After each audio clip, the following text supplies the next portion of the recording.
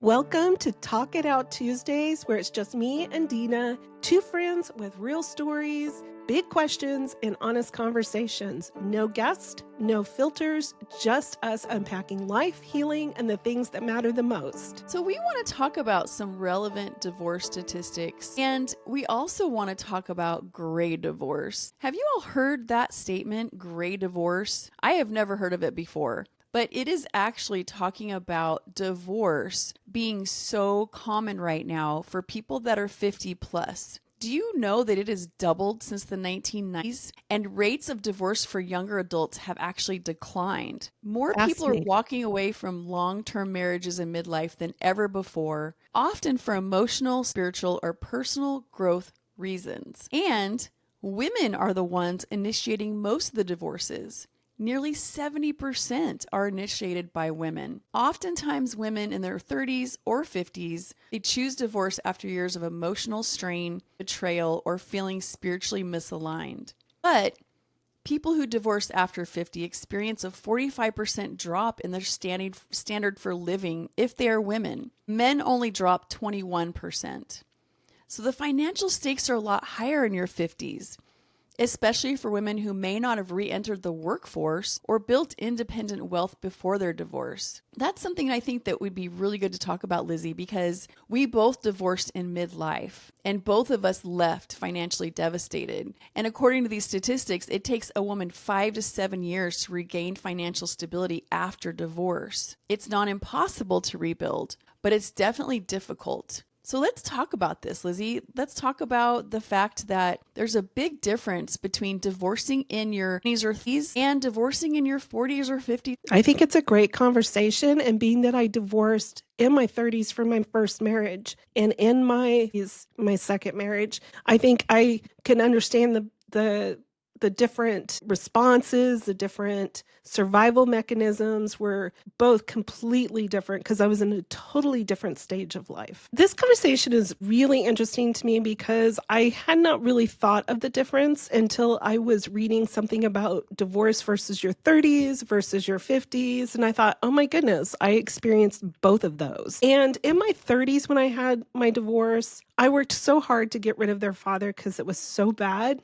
It sounds awful. Like, just get him out of Worked so hard to get get him rid out of of the him. house, so to I speak. just Yeah. wanted to get rid of him. Yeah, just carry on. And then I was so much into the survival mode. I was working full time. I was going to school full time. I had 4 young children. I think my youngest was like 2, maybe 3. And then, my kids were 2 years apart from that part. But I just remember just trying to survive. I didn't have time for anything else. I was focusing on getting them to school and back, having lunches, making sure there was food in the house. And that was a struggle because I didn't have a lot of money, so even just keeping food on the table was my main objective. Versus when I divorced in my 50s, first of all, I was more devastated because I didn't see it happening, and my life was revolved around my significant other, my partner, so to speak, and I had already drained part of my retirement, which is a huge embarrassment to even mention at this point.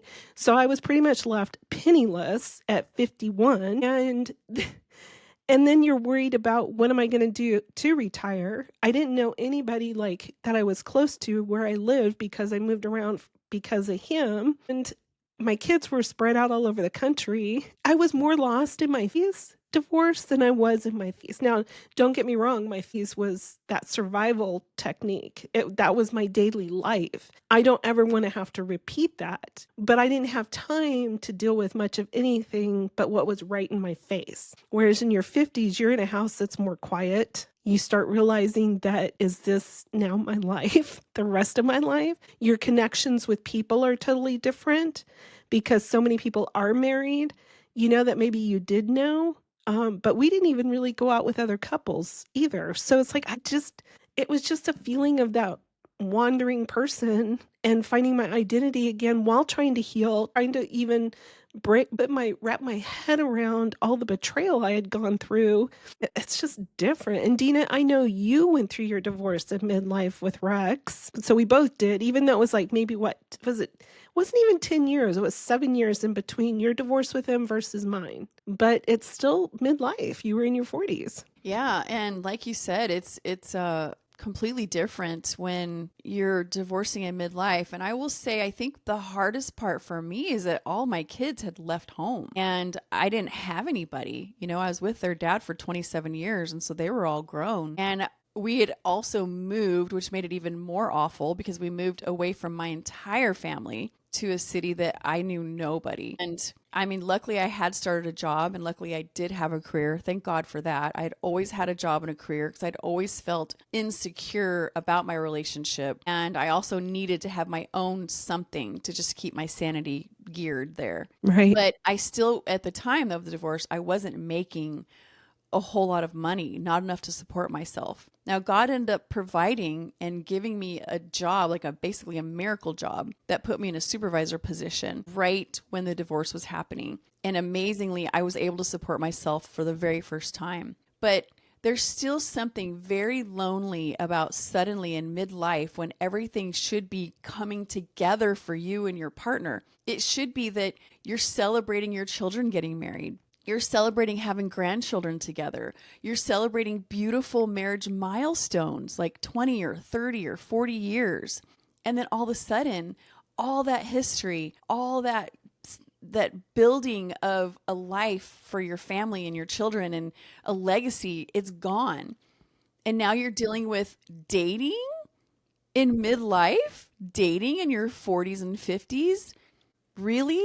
Because now it's not just as easy as I'm just going to go out on a date and find somebody and maybe we'll have a family together. No, you have a family. They probably have a family. And now you're talking about blending your family. There's some major challenges with midlife divorce. Yeah. Now, I will say, give all the glory to God. I had a very happy ending because I met the man of my dreams. I met the love of my life. I met the man that to this day, over a decade later, treats me like a princess. And we did blend our families. Each of us had 4 kids, huge families. But it was not easy. It was worth it, though. I will tell you, it was so worth it. And now that we're grandparents, I'm not a stepmom. He's not a stepdad.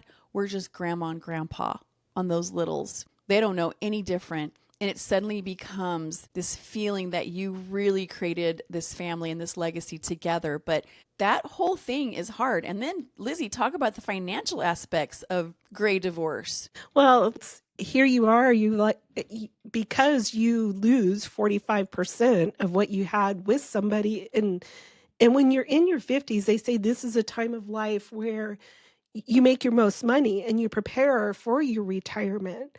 And so here I was pretty much drained of my retirement. And then you're looking back and you're going, my life, this is, I don't even know where to start. So it feels a little more depressing because your fear kind of wants to kick in, even though you know fear is not from the Lord. It still kicks in. You have your concerns. Even to this day, I'm like, will I ever be able to quit a job? Will I always have to work? And I know God cares about me. I know He's going to take care of me, but I also battle these thoughts and these emotions. And so it changes and shifts everything. Whereas then He only loses 21% of his retirement, his ability to live a better life financially. Granted, they may be a terrible money manager, but it doesn't matter. You're now in this alone. Whereas in Deana's midlife, dating, remarriage, blending turned out well. Mine turned out the opposite. And that was really hard too. So some of us, we aren't going to come out smelling like roses. Not that the blending, Deana and I've talked about many times, comes with different sets of challenges. But what do you do when you've lost that? And then you're even more alone. And then your trust factor gets even more kind of beaten down because you're like, okay, 2 divorces, or I hung in there all these years and now I can't take it one more day. Sorry. Yeah, and Lizzie, you know, there are challenges to being single, definitely, but then also like you ended up in another toxic relationship because this person was a chameleon and looked completely different and so much better than your first 2 relationships. And so you got caught up in that, which at that point, I think you were like, you know what?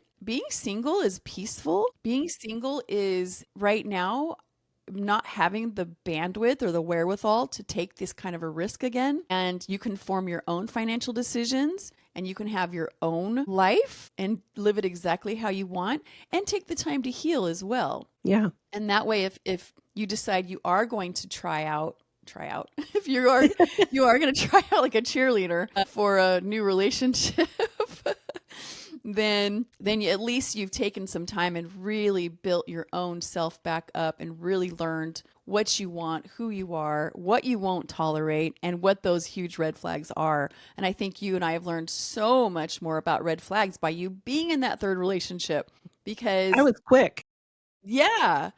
Yeah. So, whether you choose to remain single because it's a peaceful place, it's a place of growth and healing, it's a place of financial rebuilding, or whether you choose to find somebody, everything comes with challenges, everything comes with benefits. And it sure doesn't make the gray divorce any easier though. I tell you, it's not easy when you're young either. It's not. It's not when like Lizzie said, when you're in survival mode with your children and maybe now you're sharing custody and you're battling custody and you're still dealing with your ex and they're just being hateful to you all the time or they're pitting the kids against you.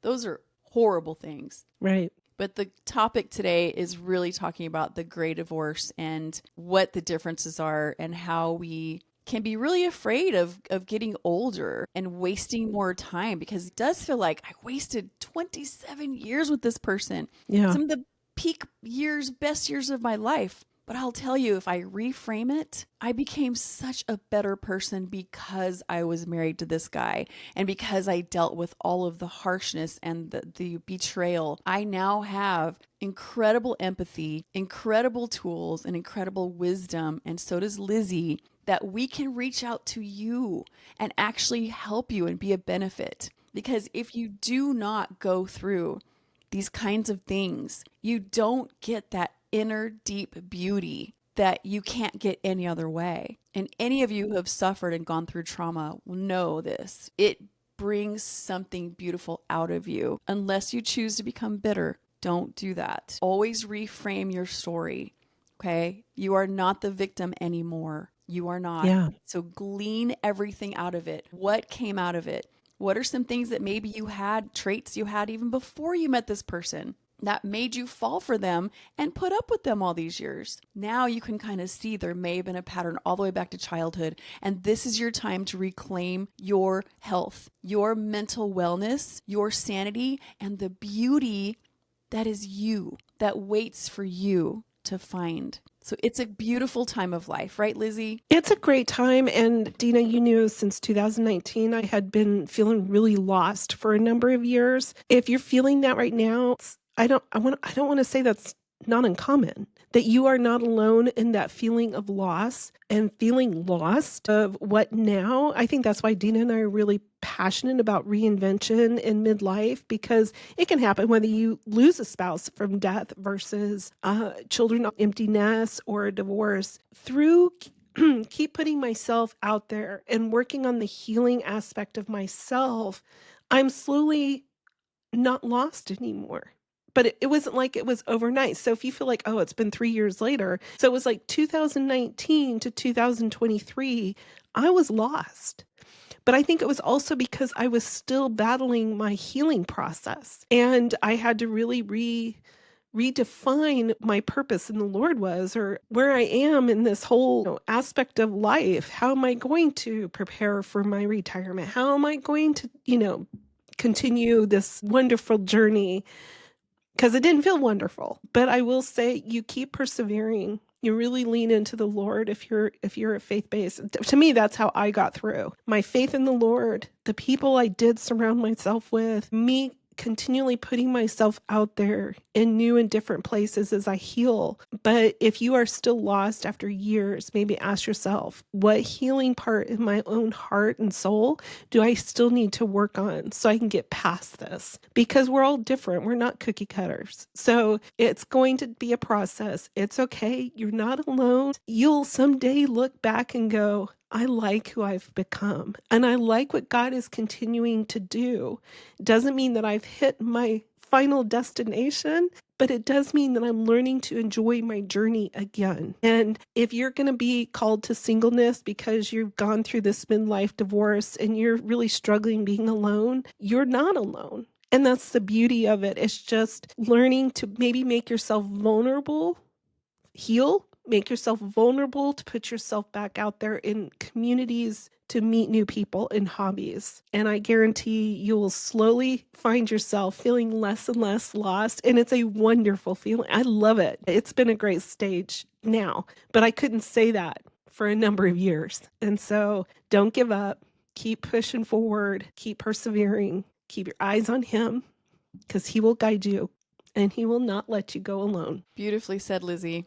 I have nothing else to add. That was amazing. Well, join us next Tuesday for Talk It Out. Talk It Out Tuesdays. I think this will be fun. Something definitely new Deana and I are doing, but we are looking forward to our next conversation. If you know another conversation you would love for us to have, please put it in the comments below. Reach out to us through our email. However, if you're listening just audio, podcast, or whatever, please reach out to us and give us some more ideas, because sometimes we might miss something that you are currently going through, and we value your voice. But we really appreciate your time, and we hope you have a wonderful day. Thank you.